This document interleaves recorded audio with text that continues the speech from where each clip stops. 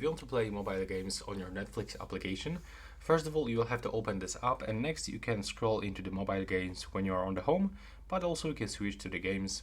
And let's say that I want to play, for example, the GTA San Andreas. So I have to click on it, and now I have to click on the Get Game. Now I will be moved into the Play Store if you are using Android phone.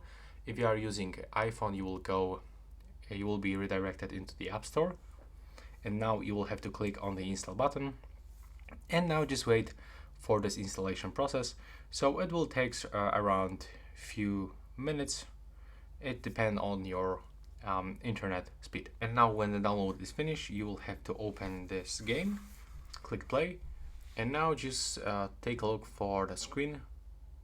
We've got some introduction with the Netflix icon and the exact game, and now you'll have to wait for the additional downloads. It will take in the game, so here you'll find the process, the downloading process, and now just wait until the game will be downloaded. And here you can also find some basic information about the download. So this file can be large, and the Wi-Fi is recommended to use. So that's basically it. Right now, please subscribe to my channel. Bye bye.